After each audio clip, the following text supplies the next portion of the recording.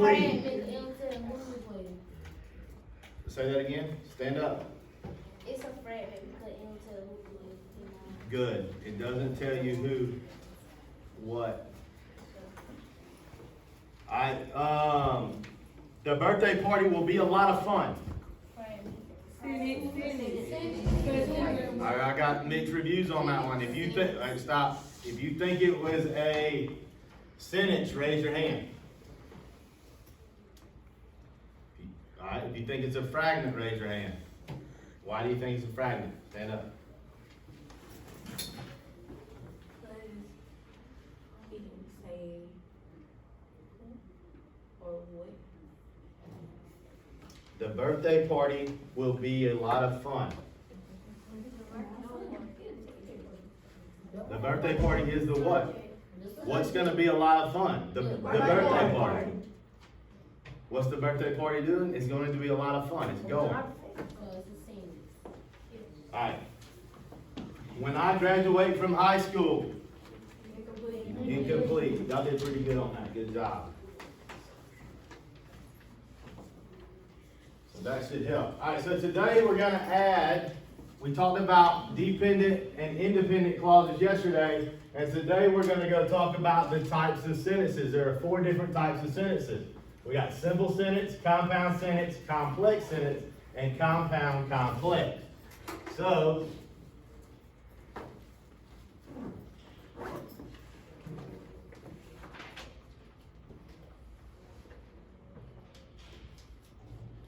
a simple sentence is a single independent clause without any independent clauses. Alright? So in other words, an independent clause can do what? Stand alone. It stands by itself, which means it does what? It makes its own sense. Stand up. It makes its own sense. It makes sense, right? It can stand by itself. So I can take an independent clause, I can pull that clause out, I can put a capital letter and a period to it, and it'll do what? Stand alone. It'll make sense. Alright, so here's your example. They watched the movie, 3 sisters led the way. And watch the movie. See, it has a subject and a predicate.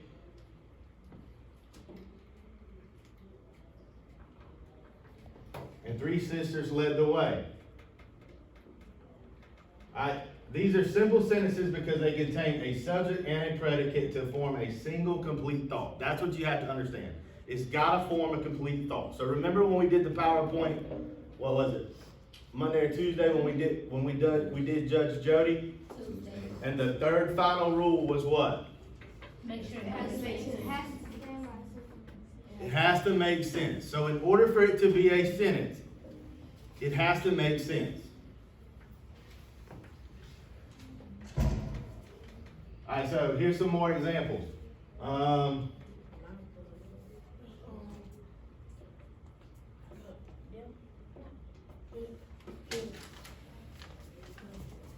Jacob, I want you to underline the subject in the first sentence.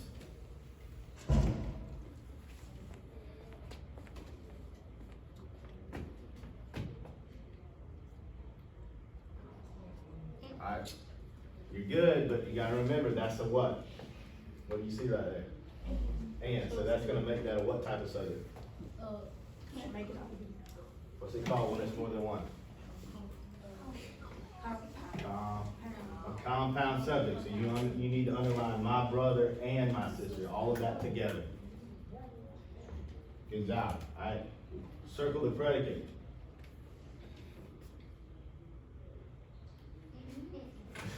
Close. What did you leave off? Like to.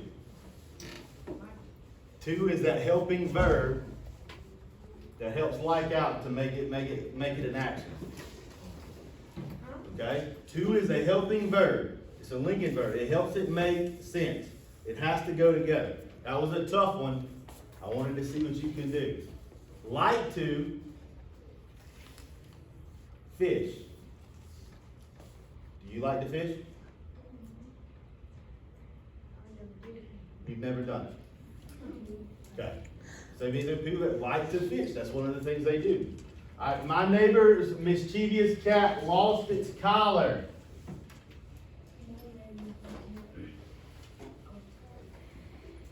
Jamar, take the subject.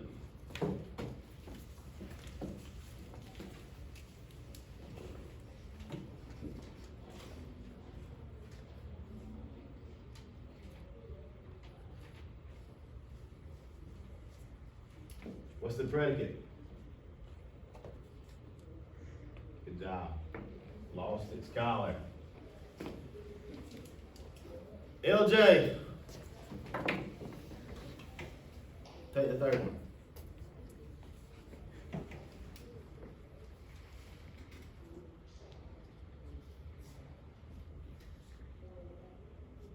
Good job.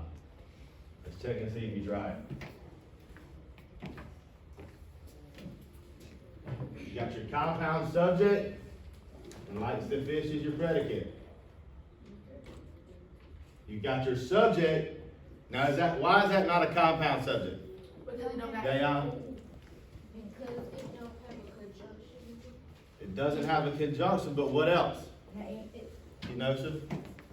has a word. Do what? It has a word. No. It's a compound subject. What does it mean to be compound? Antonio, stand up.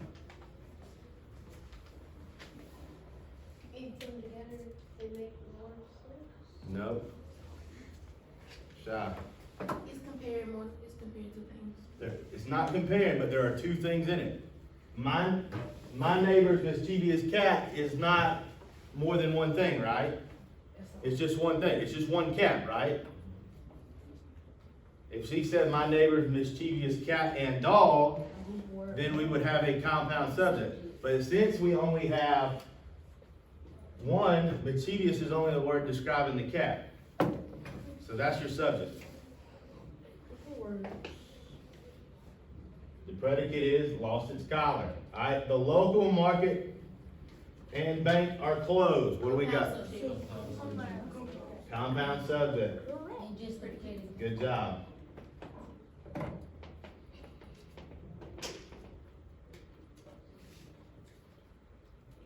Do another one. Are we going? Trust me, there'll be more. Alright, so on your notes somewhere, write 3 different simple sentences using the picture as inspiration. This is plain Jane as they can be.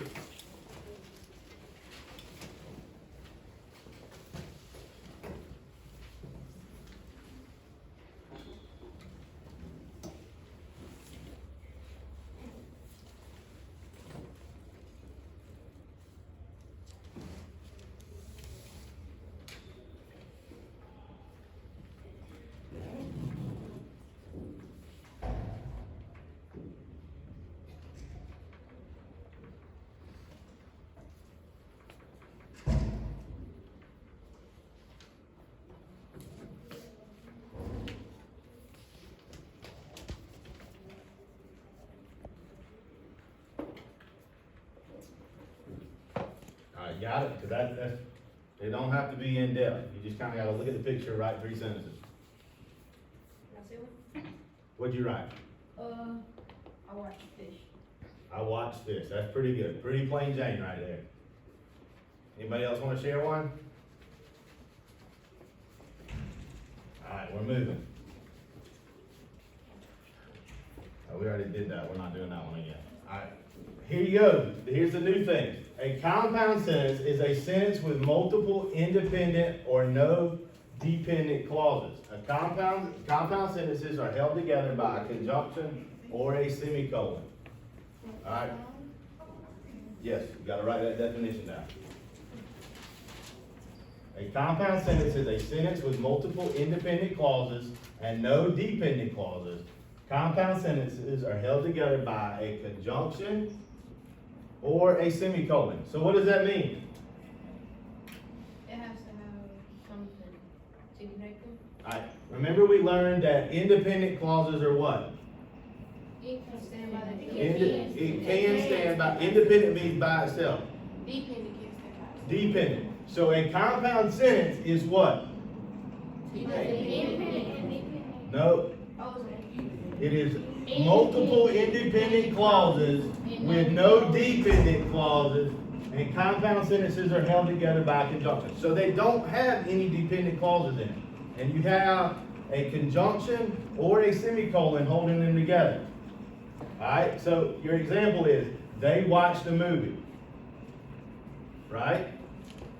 And she read a book. Can I take both of those independent clauses and make two separate sentences out of them? Yes. I only heard like 3 people. Yes. Alright, so Jalen, come underline one independent clause in the first sentence.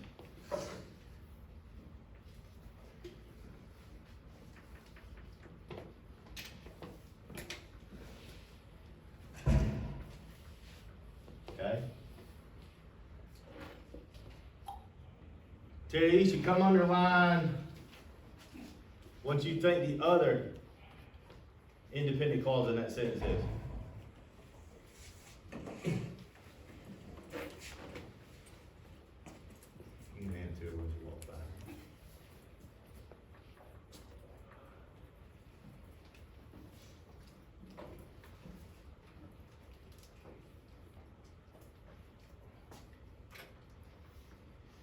Good. Alright. What is and? A conjunction. What type of conjunction? It's one of the fanboys. Good. Coordinating conjunction. Good job. Alright. They watched the movie. She read a book. The semicolon is separating the two independent clauses.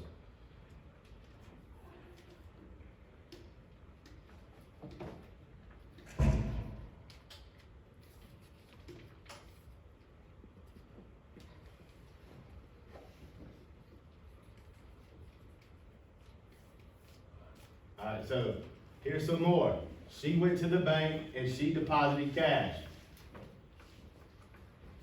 You know she'll take the first one.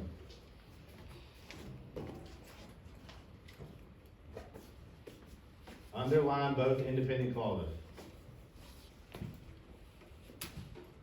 And circle the conjunction. Good job. LJ, take number 2.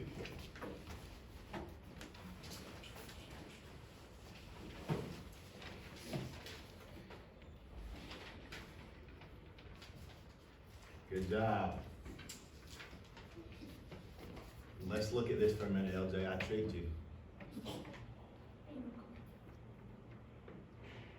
The ducklings and swans swam together, but hid in the brush. Oh.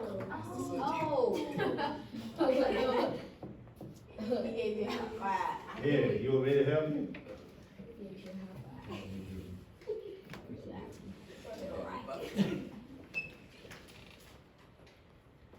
You gotta look at the whole thing.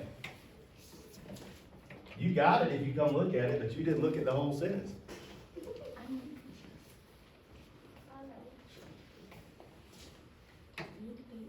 Here, I got the wet pen for it.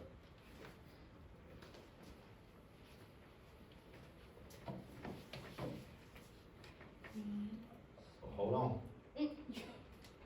What's it connected? What's and connected? Swan swam together. Is that an independent clause? No. No. The ducklings and the swan swam together is an independent clause. But, see, here's your comma. But the geese hid in the brush. No, you don't circle that part. Why?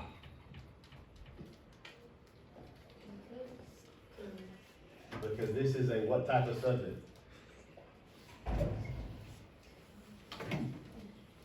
It's a compound. So you got the ducklings and the swans. And is joining the two. The independent clause here is the whole thing. The ducklings and the swan swam together. But the geese hid in the brush. The geese hid in the brush is the second one. So where's your conjunction? Circle it.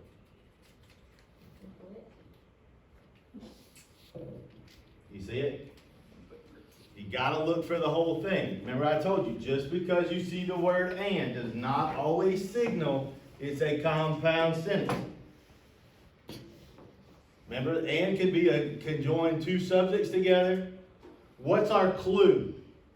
What's our clue that the other clause picks up? The comma. The comma. The comma is gonna be our clue on why we look to where the clause is starting and end. What does a comma tell us to do? To pause.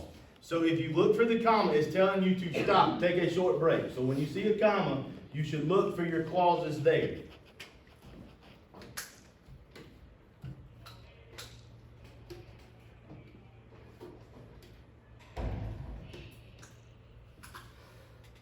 There's your first one. There's your compound subject. There's your predicate for the first one. Conjunction. Okay. Alright.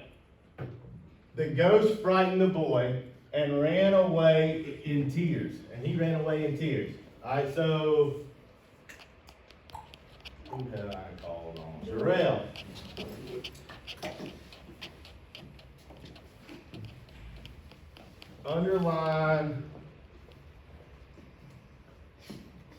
Underline your, here. Underline your independent clause.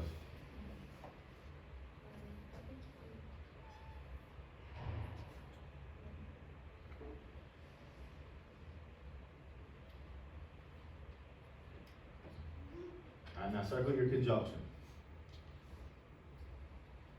Good job. Alright, so the ghost frightened the boy and he ran away in tears. Again, your signal is what? Comma.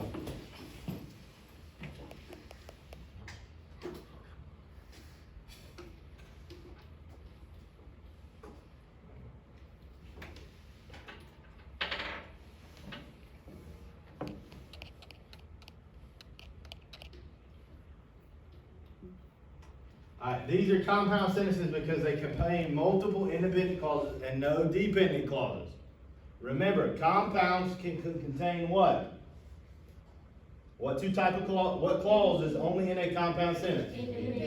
Independent. And how many will it have? Multiple. That means it can have more than one. More than two, right? Now you're fixing to get the next part. Alright, so write one compound sentence using the picture.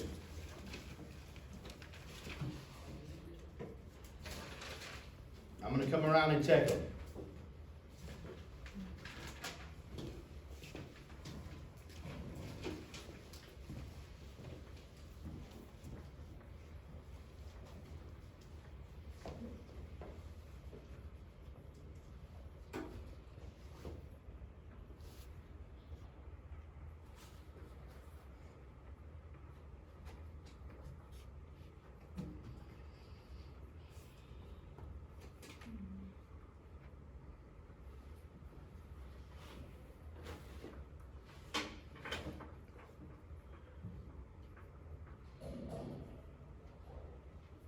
One clause, you gotta have another compound sentences, more than one, right?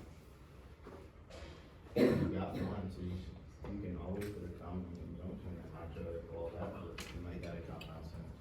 What you got, Jose?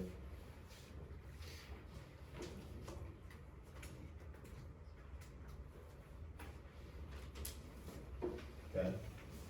What we got? Nope. What you got?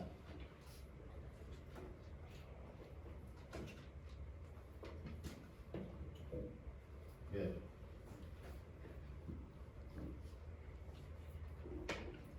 Good.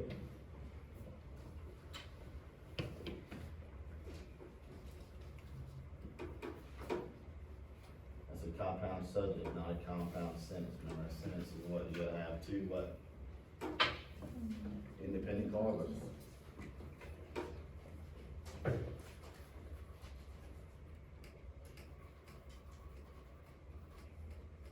Good.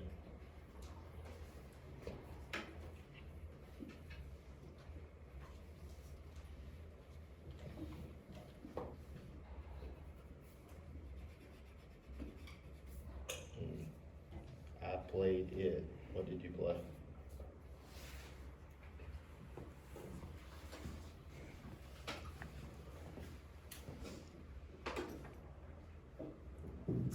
Good.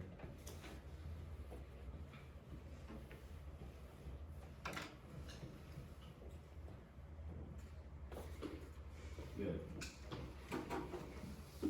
Alright, so y'all pretty much got that. Remember, just because you have the word and does not mean that you have a compound sentence. A lot of y'all are writing a compound subject and not giving me two independent clauses. An independent clause means it can stand by itself. So